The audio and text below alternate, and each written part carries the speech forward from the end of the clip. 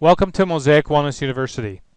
My name is Dr. David Harper, and I am your host and wellness coach throughout this program. Mosaic Wellness University is based on the program that was started in 2008 by Drs. Greg Anderson and Sean Edison. They began this program to educate their communities about wellness, and now I have the pleasure of being able to offer this phenomenal, groundbreaking Mosaic Wellness University in Canada and the world online. My objective is to save lives.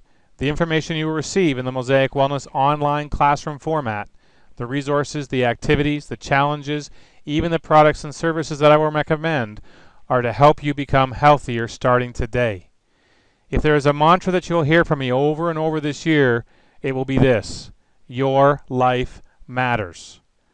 And if your life matters, then every decision that is made about your lifestyle choices will be made as they have direct impact on the quality of your life. The quality of your life is the expression of the function of your life, and not merely the absence of disease. Throughout this program, we will go into greater detail as to what this means, as we seek to try and help you become the educated consumer of healthcare that you need to be to make it. So why are we teaching this class? Quite frankly, because this country's healthcare system is going to, quote, hell in a handbasket, and I cannot stand by and watch it happen anymore. The only solution is to empower you, the people, because it is you, the people, that make the decision about, for example, where you will eat tomorrow if you're going to eat out somewhere, where you will shop if you're going to shop somewhere, and you need to know what what is important about the healthcare resources that you're needing and what you're presently using. So here's a question for you. Are you healthier? Are you as healthy today as you were 5 years ago? If the answer is yes, what did you do to grow your health over the past 5 years? Now, what if the answer is no? What if you feel as though your health is declining?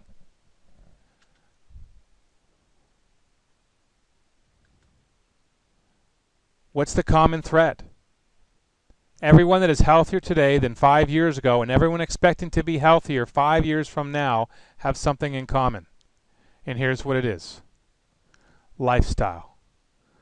Lifestyle is becoming the term of the century in the healthcare community, because lifestyle medicine, functional medicine, these names that describe an integrated approach to helping people avoid disease are becoming the catchphrases and becoming the main teaching platforms for postgraduate education that I myself am involved in, that I engage in to try and help me be the best healthcare provider and best wellness coach for this program. So are we the healthiest people on earth? In Canada, we spend $148 billion, that's with a B, to fund our healthcare system. This accounts for about 10.3% of our gross domestic product. The U.S. spends 17.6% of their gross domestic product on healthcare. For the average Canadian family making $72,000 a year, $36,000 is spent in taxes, where half, or $18,000, would go to healthcare. We take 75% of the world's drugs. We have more vaccines, more doctor visits, more hospital stays, and more medical tests. We should be the healthiest nation on earth. But here's the statistical truth. Diabetes costs the Canadian healthcare system an estimated $13.2 billion every year, and is to rise to a projected $19.2 billion by the year 2020. This represents 1 out of every 7 healthcare dollars spent in Canada for diabetes and its complications. Canada currently spends about $14.2 billion for cancer. According to the WHO, the World Health Organization, new cancer cases are expected to increase 50% over the next 20 years. Cardiovascular disease is responsible for 1 of every 3 deaths in Canada, where 205 people die each day, as an average of 1 person every 6.5 minutes. This is not a ranking based on successful prevention and treatment. This means that we are one of the leaders in the world in deaths from these diseases. So how do we rank?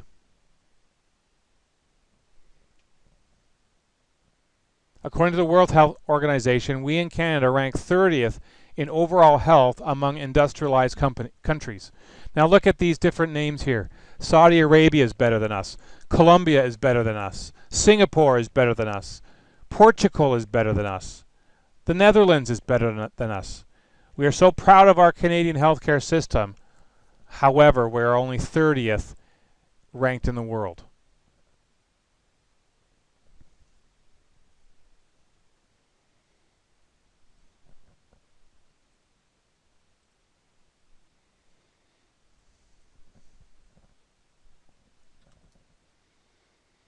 So here are some more facts about Canadians in the 21st century. People are omega-3 deficient, mineral and vitamin deficient. 59% of all Canadians have digestive problems. We take so many drugs that 24 of our largest cities have antibiotics, antidepressants, anti-seizure and sex hormones in the water supply. The number of Canadians taking antidepressants doubles every 9 years. We eat dead, processed food, and 90% of Canadian household food budget is spent on these processed foods. 2/3 of Canadians are either overweight or obese, as are 25% of children. 56% of Canadians get no exercise at all. Roughly 3% of the adult population in Canada have undiagnosed high blood pressure. The percentage of life lived in ill health for females is 12.6% of one's lifetime, and for men it's 11%. And the average lifetime expectancy is just in the early 80s. 9 out of 10 Canadians have at least one risk factor for heart disease and stroke.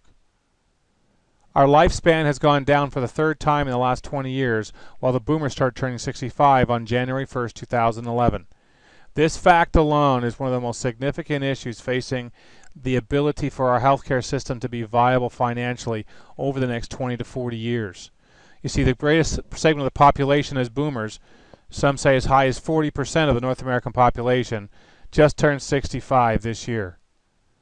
What that will mean is that in 20 years they'll turn 85, and it seems to be that as we age, we need more of the healthcare system because of the poor choices that we have made. You see, chronic illness is not the consequence of growing old, it's a consequence of time and poor lifestyle choices. Half of all people over 65 have 2 or more chronic diseases.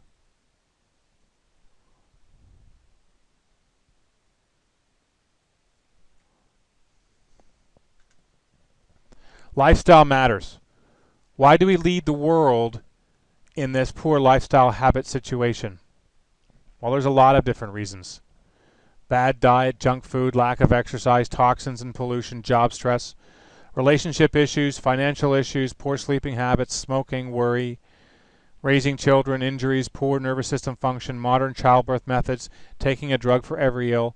The reality is that half of Canadians do not meet the physical activity and healthy eating recommendations. Some further facts. 1.1 million Canadians have a vitamin D deficiency.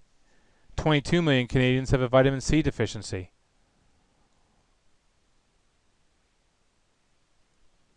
25% of all Canadians are vitamin B6 deficient, and 40% are B12 deficient.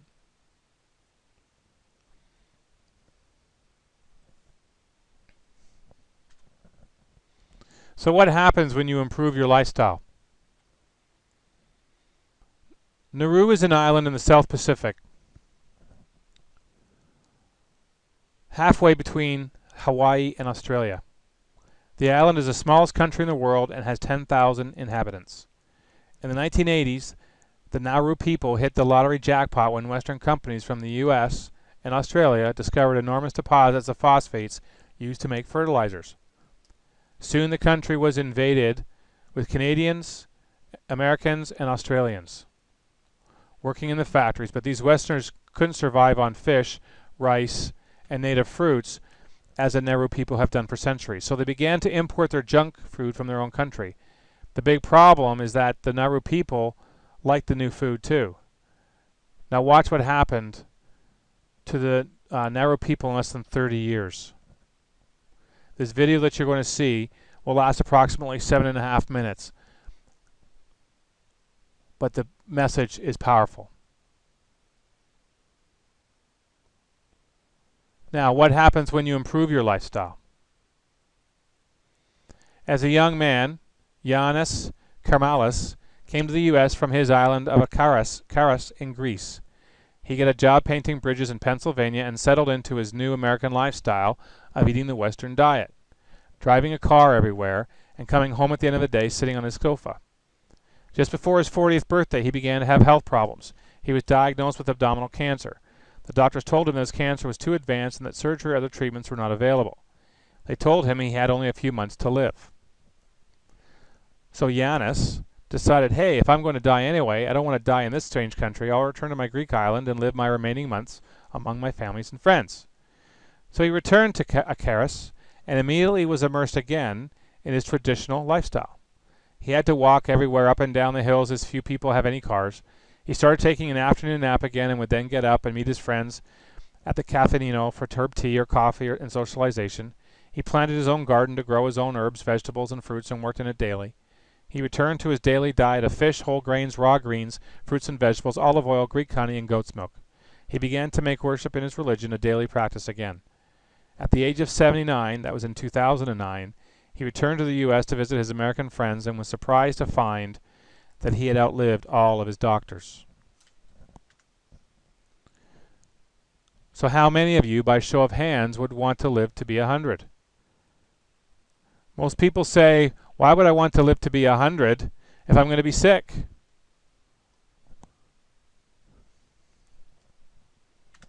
Our perception of aging is the reason why, or one of the reasons why, we have a hard time answering this question. You see, television and movies portray older Canadians as feeble, unproductive, grumpy, and stubborn. Language has crept into our vocabulary like geezers, old fogies, old maids, old goats, old farts. Birthday greeting cards sell over-the-hill products and cards poking fun at intellect, mobility, and our sex drive. Bumper stickers read, avenge yourself, live long enough to become a burden to your children. We chuckle at this stuff, but our perception of growing old has been distorted. So what's your vision? Where would you rather be? Would you rather be sitting on the beach somewhere, enjoying the company of your loved ones, or in some nursing home, sitting in a wheelchair, wearing Depends and drooling on yourself? It's your choice, and it is a choice. The lifestyle choices you make in life now will determine the quality of life years from now. It's much similar to the financial decisions that we make and why there are financial individuals that are trained to help us make the right financial decisions in the stock market to put money away for the future. Think of wellness as putting away the money in your back account, in your heart account, in your liver account, in your brain account, in your joint account for the future. And whatever you save now will be saved for you for the future. I heard someone say, live like nobody else today, and you'll live like nobody else tomorrow. And that's true as long as it's lived positively. So I'd much rather say, live positively today like no one else, and you will automatically live positively tomorrow. So we really need to rethink what aging is, because you do have the ability to live 100 years or more in vibrant health, and that's according to research. So how can we say that? Because there are populations around the globe that are doing that right now at this moment. We call them the blue zones. The blue zones have very large populations of centenarians, people that live to 100. How you perceive aging and your health in your senior years actually influences your lifespan.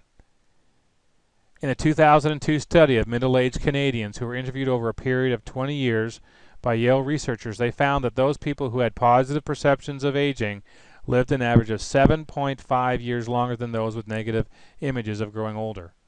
We need to rethink aging, because how we perceive aging will actually prolong or shorten your life.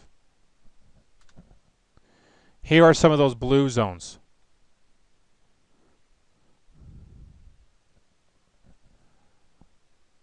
Okinawa, Sardinia in Italy, Icaria in Greece, Nicoya Peninsula in Costa Rica.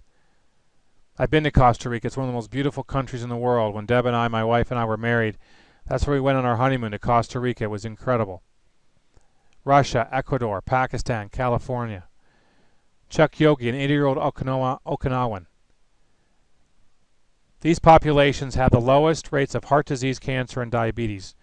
They have the largest populations of centenarians still enjoying physical activities such as dancing, some walking 6 miles a day up and down mountainsides. The lowest percentages of people with senility and Alzheimer's disease, and people who are still sexually active into their 90s. See the picture here? I talked about this man Chuck, an athlete still competing at 89 years old. He jokes that he beats most runners his age because they get down in the starting blocks, and when the gun goes off, they can't get up. Some of you will say, no way, impossible. Nobody in my family lives past 75. I've got bad genes. What's the truth about your genes? The new science of epigenetics tells us that the genes you inherit from your parents can express themselves in 300 ways or more. Some expressions are healthy, and many are unhealthy. However, the core message of epigenetics is that it is your lifestyle choices that influence how the genes express themselves, either for health or for diseases. As one scientist put it, your parents handed you a loaded gun, your lifestyle pulls the trigger. Or your lifestyle can put the safety on the trigger. And that's what it's all about. How many of you remember the movie Super Size Me, where that gentleman did an experiment of eating McDonald's 3 times a day for 30 days? He was tested and had spectacular physical health in all the measurements that were tested. And as he began to eat the McDonald's 3 times a day, he gained weight in a short period of time that took a long time for him to reverse. What was the message of that? Well, that was a subsample of just one person, and by no means can we extrapolate that everyone is going to experience the same type of consequence, and that's just the message. It's your genetics that represents 25% of the influence of how your diet, lifestyle, and environment washes over them and determines how they will be expressed. And most of the time, when they finally do get expressed, it's too late. So what are your greatest concerns? What are your 3 greatest concerns about your health and wellness? Take a piece of paper. You have 2 minutes starting now to write down what your 3 greatest concerns are about your health and wellness.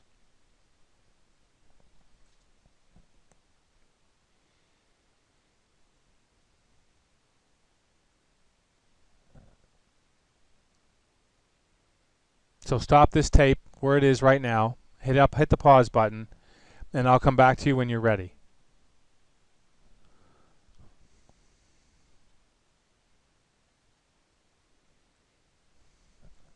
Great.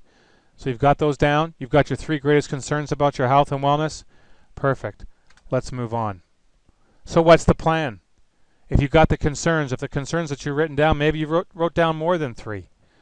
Maybe it was the concern of cardiovascular fitness. Maybe the concern was playing with your kids or playing with your grandkids or being able to enjoy some of the things on your bucket list. Whatever that is, those are your concerns. Maybe it was the pain in your knees or the pain in your back. Now you have to have a plan. So what's the plan? What do I need to do in order to ensure that I live a long and healthy life? I could give you a plan right now, but I know that a plan is at the top of the pyramid. And if I don't have the foundation, if you're missing any of the ingredients that allow you to successfully grow and change, you won't get what it is you want. See this right here? It's all about having the vision, then the skills, then the motivation, the resources to have the plan. If you decide to make pumpkin bread and you leave out the pumpkin, you still have bread. It's not pumpkin bread. So the first step is to have in your wellness plan is to create your vision. Without a clear vision, the people are in a constant state of confusion about health and wellness, and they usually end up doing nothing. Vision asks the question, if your life and health could be any way you wanted it, the next year, 5 years from now, or the age of 85, what exactly would it look like? Be specific. Begin writing. Start writing down what you would want to feel like, look like, participate in a year from now, 5 years from now, when you get to be 85 or 105. You see, a football field has a goal line, and in order to be successful in football, you must be able to see the goal. The same is true with wellness. You must first create a vision of what you want your life and health to be like. So hit the pause button, and when you're ready, I'll still be here.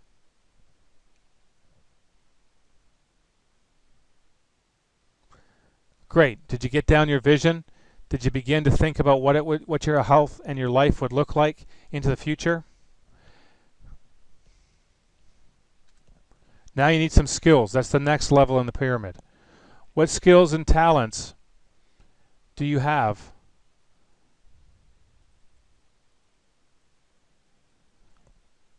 to learn in order to be successful at growing your health?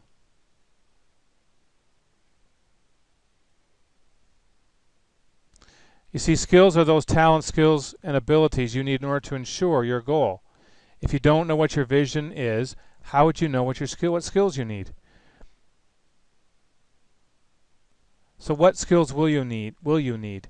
That depends on your vision. Skills ask the question that you see here. If your vision includes losing weight, then you must master the skills of meal planning and shopping, of making good food choices, of cooking, of exercise that includes both cardio workouts as well as strength training.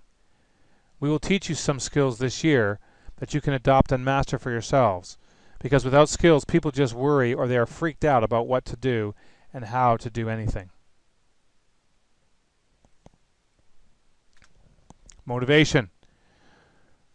Why is my vision important to me?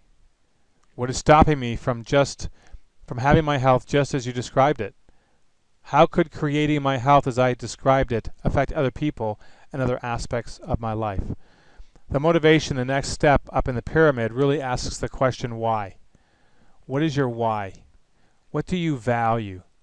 Because really the thing is, we won't do anything. We won't spend any time, energy, or money on anything that we do not value.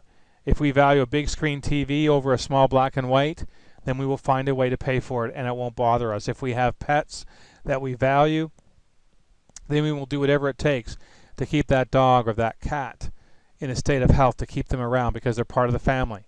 And that's great. But what about you? How much value do you give you? Remember, I said at the very beginning of this presentation, of this workshop, that the mantra is your life matters. Why does your life matter? Who does it matter for? Who relies on you? Heart surgeons will tell you that fear does not make a good motivator. Studies show that within 3 months, over 60% of men that have had a heart attack and had a stent put in and told to change their diet and get on a regular program are back at their destructive lifestyle. The fear of another heart attack is not enough to motivate them to make a permanent change. The truth of the matter is, if you're not motivated, it ain't going to happen. Motivation asks a question then, as you see here, why is my vision important to me? I need you to spend some time thinking about this. Really dig into the heart, to the hard issues of why your decision and your vision about where you want to be in your health and wellness matter to you and matter to those that love you.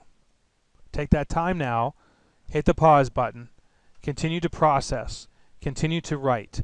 Just write. It doesn't matter if it's right or wrong, just write down what it is that you might feel is even stopping you from having the health just as you described it.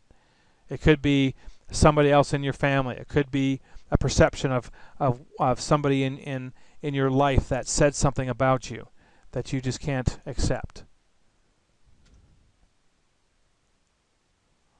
Okay, welcome back. Now we're going to talk about resources. Who are the people and what information, equipment, and finances are necessary to reach these health goals? That's the question of resources. If you know what you want to accomplish, you've developed the skills you need, and you're motivated to do what you need to do, but you don't have an effective vehicle to get you there, you're done. You're toast. As a chiropractor and lifestyle and wellness coach, I know that when patients are missing the proper resources, the result is frustration. This was brought home to me vividly a few years ago as I discussed weight loss with a young woman. She lamented that she had tried everything, and still she couldn't lose more than 2 pounds anytime she got serious about losing weight.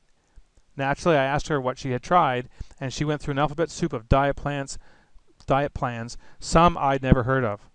I answered, if no particular eating plan seems to make much difference, maybe we should be looking at your exercise program. She looked at me like a deer caught in the headlights and said, what exercise program? She is typical of many health consumers today. There are 2 major problems that seem to be experienced today in trying to accomplish their goals. They are both problems with resources. Problem 1 is knowledge. Many just don't have the education or knowledge they need to succeed in their vision, like the example I just mentioned. And that's at the heart of what this program is all about. Problem 2 is that people lack the resource of health experts to guide them in their journey. Every family needs a healthy board of directors. You need a health team that you can regularly consult with or receive care from that will help you to create your plan, develop the skills, offer you the resources, and motivate you towards success. And again, that's why I started this Mosaic Wellness University, to help educate and to help you create your own healthy board of directors. The plan, the action plan. Now we're finally here. The 3 things I want to improve about my health and my lifestyle this year are, write them down. Now you've got this architectural blueprint to create what you want to get. Blueprints contain all the details. Our wish for you is that you become the architect of your own health future, that you take one thing in your life, perfect it, then pick another and perfect it. It is a continual adoption of positive lifestyle changes that creates wellness. It's not a sprint. It's a marathon. It's a lifetime. It's a lifetime of education, of trial and error, and working at it for the long haul. Don't get discouraged. But right now what I want you to do is to write down these 3 things that you want to improve about your health. Hit the pause button, take a few minutes, think about it, write. Don't over-evaluate this. Just write down what it is that you want. If you have more than 3, then great, and I'll be here when you're ready.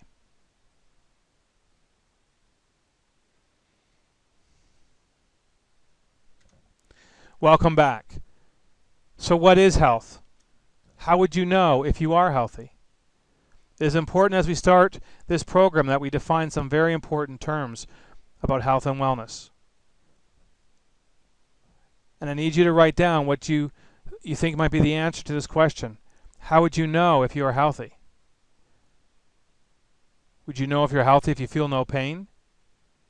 That may be true, but a lot of people who have chronic illnesses are first diagnosed without any real experience of symptoms.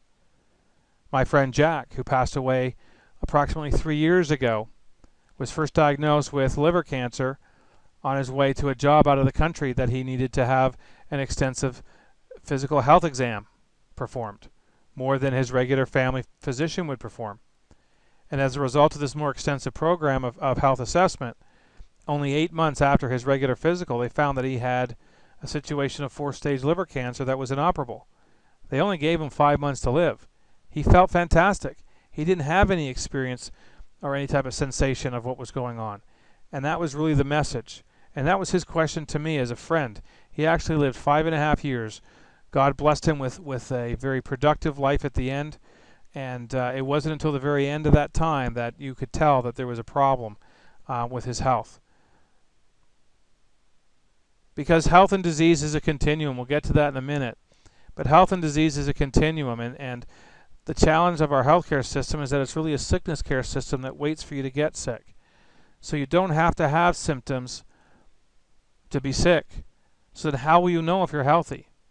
Do you think it's possible for someone to feel good and be unhealthy? We just talked about that.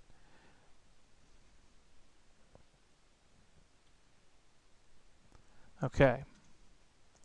What health is and what it is not.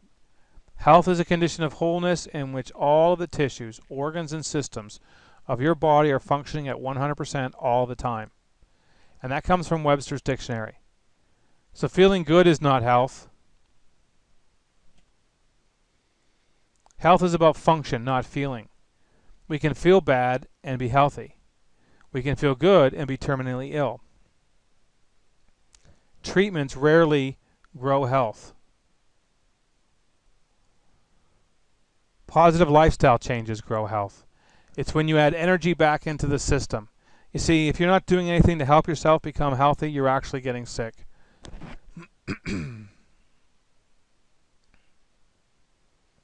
Another patient of mine, her husband, at 63 years old, died suddenly of a massive heart attack while playing pool. He had been diagnosed with cardiovascular disease several years before. He had had high blood pressure, and he was on medication to decrease the consequence of the high blood pressure. not the cause, just the consequence. And as a result, he felt he was fine. He had been to a ball game, a basketball game with his son, his teenage son, and he was about to go, and he explained to his wife, who's my patient, that they would go out for a birthday dinner. He never made it. He was fooled into thinking that just because his blood pressure was fine, that he was actually healthy. And he expired decades before he should have, and didn't enjoy the benefits of a long life lived with family. What wellness is not. The same old tired medical practices of preventative medicine, drug therapies, and treatments are not wellness. You see, actually, when you become diagnosed in the system, the regular medical system, you actually are disqualified from being well. You can't be well and have a medication as a prescription because of a certain health concern or a certain sign or a certain symptom. And here's that continuum that I was talking to you about. Health is about where you are. Wellness is about what direction you are moving. So if being healthy is up through here, and being sick and having symptoms is down here, you're moving in either one of these two directions. You're either moving towards the healthy direction or you're moving towards the sick direction.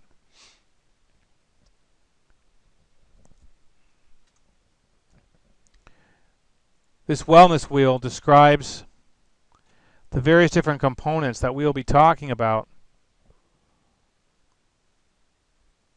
over this program. We'll be talking about your emotional health.